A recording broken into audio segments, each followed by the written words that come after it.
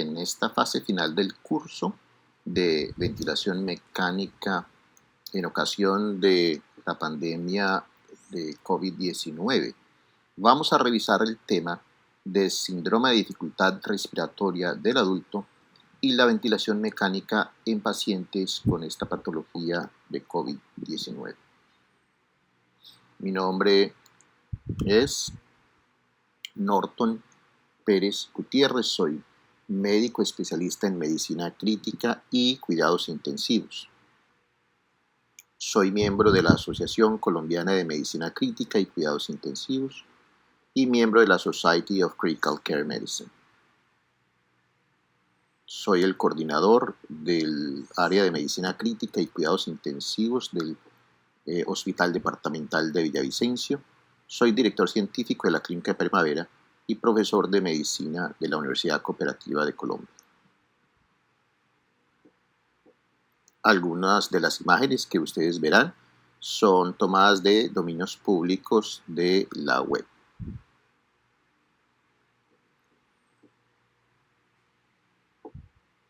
Esta es la agenda para esta parte del módulo a fin de contrastar los hallazgos en pacientes con SDRA y aquellos con COVID, para que podamos establecer similitudes y diferencias útiles para la estrategia ventilatoria.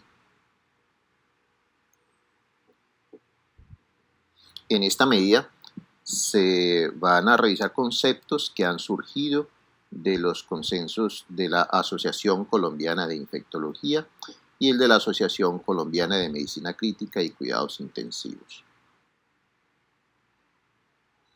Adicionalmente, se van a tener en cuenta también otros que habían sido publicados previamente en el consenso de SDRA publicado el año anterior.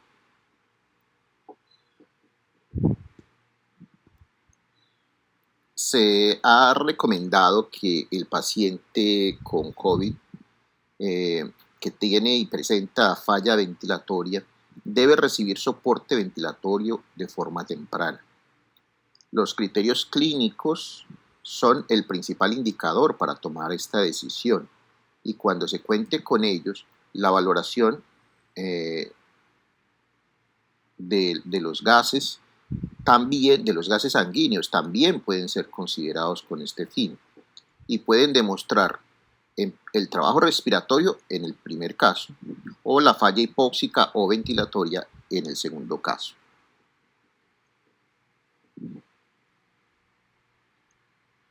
La experiencia reciente de los casos de Nueva York ha sido divulgado y de ella salen algunas lecciones que nos pueden ser útiles.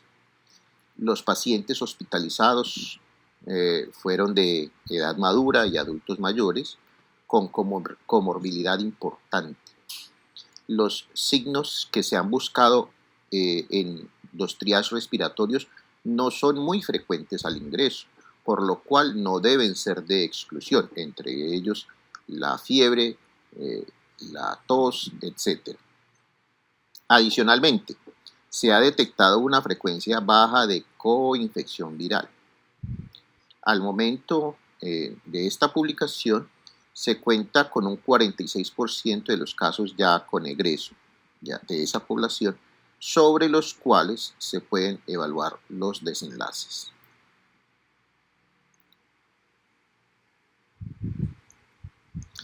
El 14% de esos pacientes requirieron unidad de cuidados intensivos. También ellos estuvieron en edad adulta mayor, la mayoría fueron hombres y el 12% requirió ventilación mecánica. De esos, la gravedad ha sido tal que el 88% han fallecido, lo cual es mayor que en las series chinas. El total de fallecimientos al momento del egreso, del total de la población de afectados, fue del 21%. Este gráfico refleja o demuestra cómo la afectación ha sido mayor entre la quinta y la octava década de la vida. adicionalmente también en hombres, y la letalidad fue mayor entre la 9ª y la 10ª década de la vida.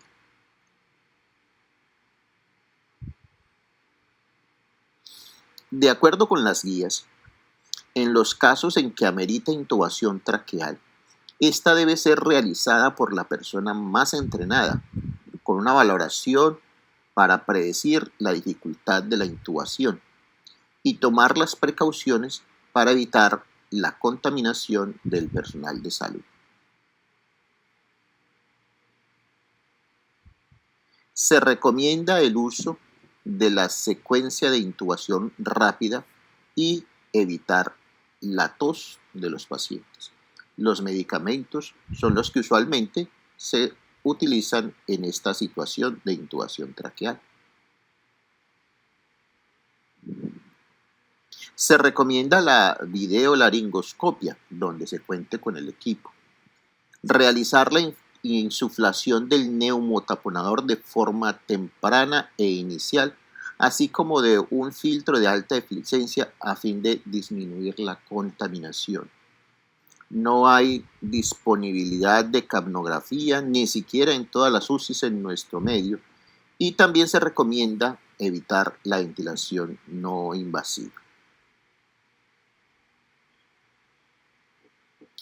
El requerimiento de ingreso a la unidad de cuidado intensivo debe ser considerado de acuerdo con las condiciones de gravedad del caso, las comorbilidades, teniendo en cuenta el pronóstico de recuperabilidad y las manifestaciones previas del paciente sobre sus decisiones anticipadas, teniendo en cuenta la escasez de recursos y la cantidad de casos que todavía van a requerir asistencia. Se plantea el puntaje NEWS para identificar los casos requerientes, así como el QuickSOFA. Este último ha sido de amplia divulgación desde la redefinición del consenso de sepsis en 2016.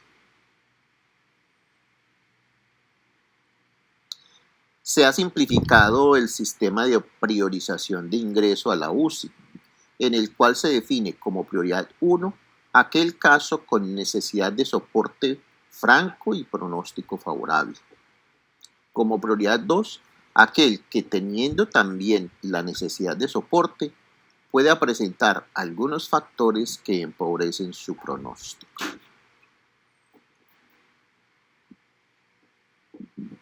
El puntaje de NEWS ha sido adaptado de una pandemia anterior y se le agrega la edad. Se asigna un puntaje según las 7 variables presentes: frecuencia respiratoria, saturación de oxígeno, suplencia de oxígeno, la tensión arterial sistólica, la frecuencia cardíaca y la temperatura. De acuerdo con el puntaje obtenido, se establece un riesgo, un nivel de advertencia, una frecuencia de monitoría y el plan a seguir.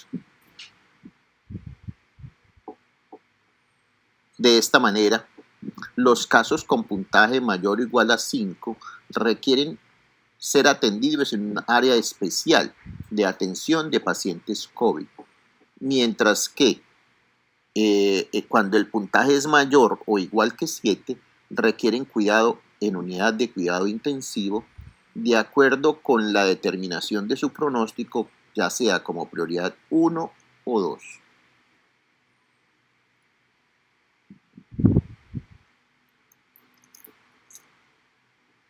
Pero, ¿y qué es el síndrome de dificultad respiratoria del adulto del cual tanto se ha hablado? Si bien era un fenómeno ya conocido y descrito desde la Segunda Guerra Mundial, estos autores, Ashbrook, Bigelow, Petty y Levine, dieron inicio a su definición en esta publicación de 1967. Varios de estos componentes persisten hoy en día. A través de un estudio observacional, encontraron que se daba un inicio agudo con aumento de la frecuencia respiratoria, hipoxemia, baja distensibilidad pulmonar, como ocurría en el pulmón de los recién nacidos prematuros, que suele ser refractario al tratamiento, producido al parecer por atelectasias y que requiere la apertura de estas unidades alveolares a través de PIP. En esta ocasión, estos autores plantearon la necesidad de uso de esteroides.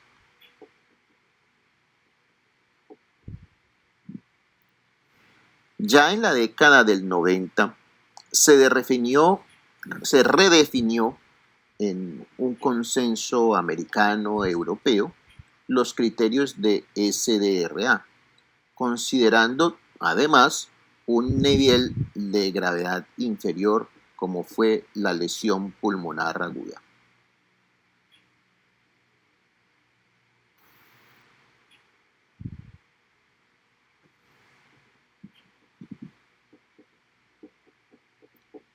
De tal manera que se va dando la definición del problema asociado a un trastorno de la oxigenación, de la distensibilidad, con infiltrados pulmonares y que requiere PIP.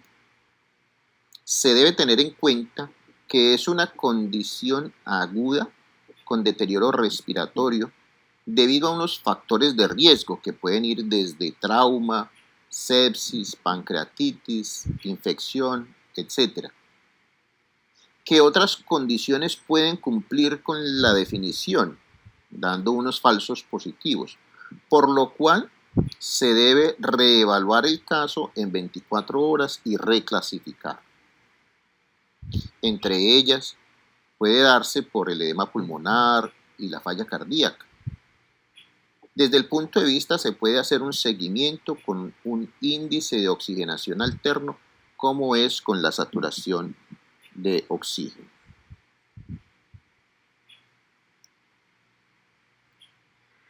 Entrando en el tema de la ventilación mecánica nuevamente, estos pacientes se han considerado inicialmente que se comportan como SDRA y que deben ser manejados como tal. En este sentido, la atelectasia que se hace patente en esta infografía a su derecha demuestra un estado de atelectasia de las unidades alveolares que impide la oxigenación adecuada.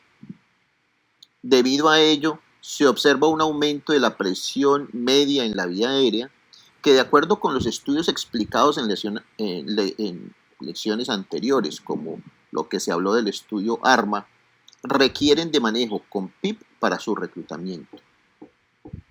Sin embargo, parece haber otro grupo de pacientes en el que predomina la ocupación alveolar por secreciones y detritos de la infección, los cuales no son susceptibles al reclutamiento y pueden mejorarse con pronación temprana mayor de 12 horas al día. Estos pacientes pueden requerir relajación neuromuscular, principalmente con cisatracurio, como lo demostró el estudio Accuracy, y se declara que son respondedores aquellos que mejoren con más de 20 puntos en el índice de oxigenación.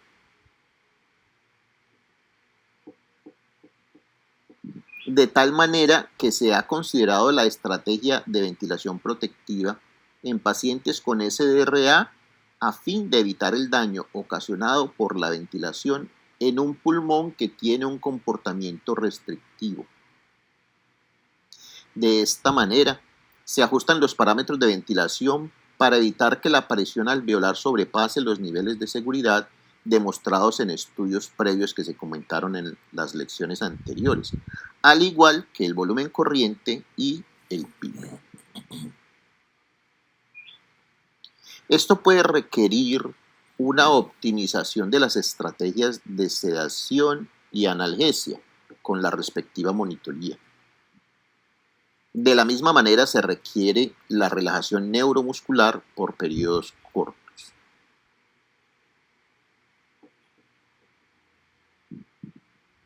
Es así que se configura actualmente la definición de los estados de gravedad del SDRA de acuerdo con el índice de oxigenación, dado que el PIB sea siempre mayor o igual a 5.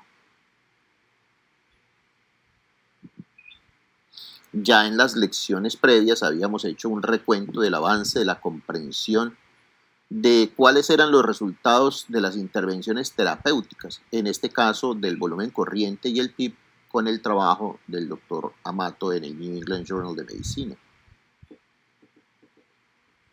Y resaltamos nuevamente que los pacientes en el grupo de intervención fueron reclutados tempranamente y se lograron niveles mayores de PIB, si bien estos pudieron disminuirse posteriormente.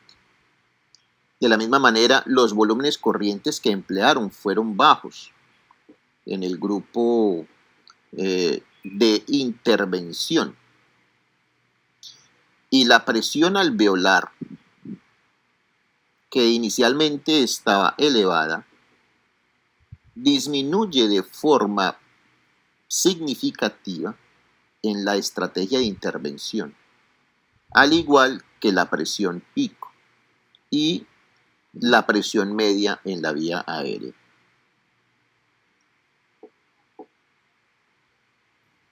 Los volúmenes corrientes, nuevamente resalto, fueron menor en el grupo de intervención. Este estudio del doctor Amato fue un hito, ya que logró demostrar que con esta ventilación protectiva se alcanzó una mortalidad menor de forma significativa.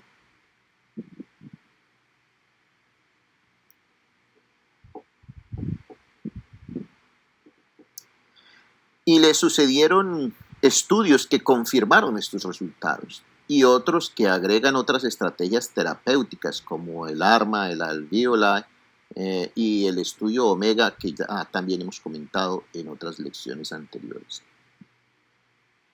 En el estudio ARMA se define esta tabla del ajuste del PIB de acuerdo con las necesidades de la FiO2.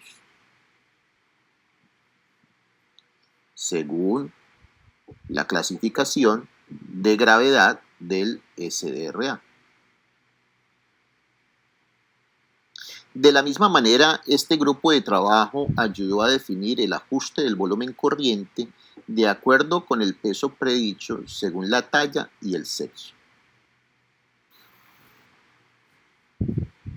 Y nuevamente, en esta publicación del año 2000, se demuestra que aquellos pacientes ventilados con volúmenes corrientes bajos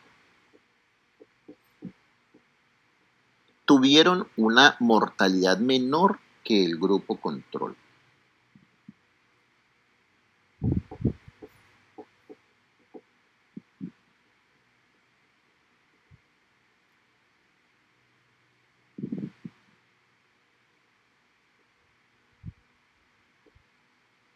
Nuevamente en el año 2012 se define se tiene la necesidad de redefinir los criterios de SDRA y surgen estos criterios de Berlín que instauran 3 categorías de acuerdo con el grado de hipoxemia y 4 variables auxiliares en la de mayor gravedad.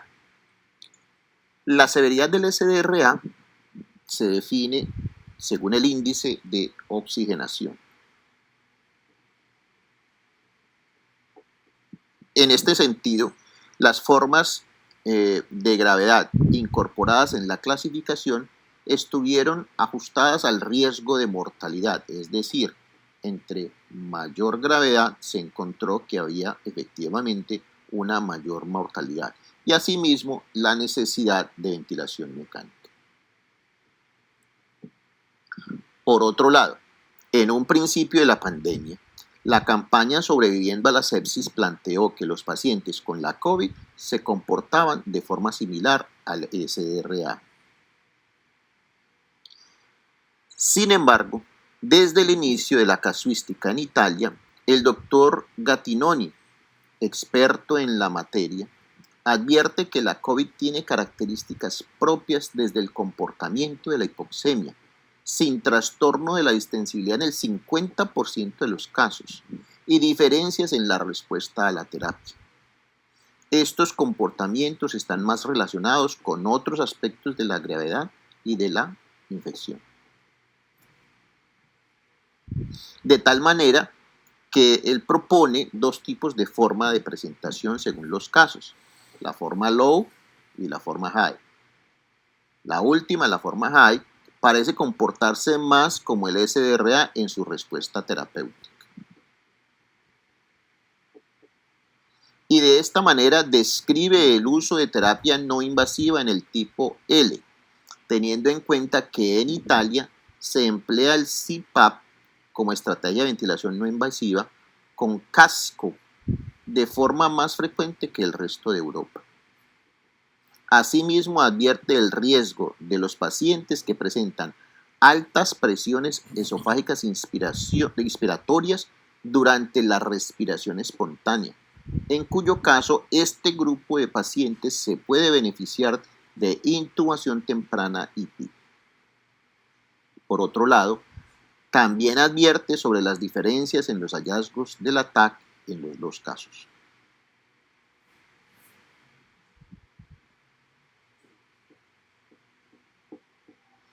El tipo L, sin trastorno de la distensibilidad, puede ser ventilado con volumen corriente normal, PIP más bajos, y la pronación no suele ser requerida sino en casos de rescate, y no para reclutamiento, sino para redistribución del flujo pulmonar. En los casos en que la forma L progresa a la forma H, se puede requerir intubación temprana y esto debe ser advertido de acuerdo con la valoración del trabajo respiratorio y la consideración de las presiones esofágicas donde se cuente con ellas o valoraciones alternativas. En el caso del tipo H, debe ser manejado de forma temprana como un SDRA grave, con PIB más alto, pronación y posiblemente soporte extracorpóreo en casos seleccionados y donde se cuenta con este recurso.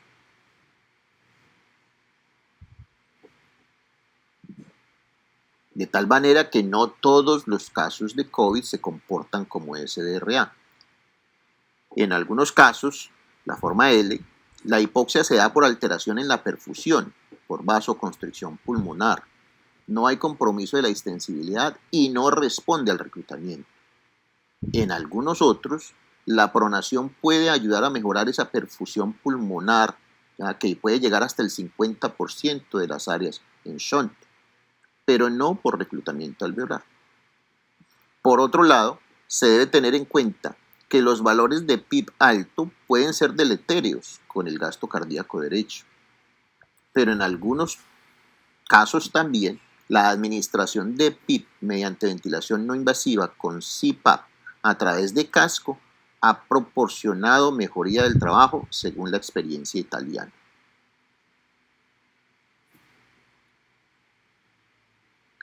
En cualquier caso, la ventilación mecánica puede tener complicaciones infecciosas o no. La neumonía asociada a la ventilación es la infección asociada a la atención en salud más frecuente y es potencialmente prevenible. Los criterios diagnósticos son demasiado sensibles y se suele confiar demasiado en el estudio microbiológico, pero también puede tener falsos positivos. Por ello se requiere valorar los resultados de la calidad de la muestra a fin de evitar el inicio de antibiótico innecesariamente. La frecuencia de neumonía asociada a la ventilación mecánica se ha encontrado que no es tan alta como se creía en unos principios. Es dependiente del tipo de UCI y del tipo de paciente. Y en el caso de las UCIs mixtas, la tasa puede estar entre 7 a 10 infecciones por 1000 días de dispositivo. Existen medidas de prevención y el uso de varias de ellas en conjunto, lo que se llaman bundles o paquetes de intervención, han demostrado disminuir la incidencia. Actualmente se desaconseja el uso rutinario de esteroides en SDRA, evitar la congestión pulmonar por exceso de líquidos, preferir las soluciones balanceadas y una provisión adecuada de nutrición sin exceso de calorías y un aporte adecuado de proteínas. Y con esto concluimos esta parte del módulo 5.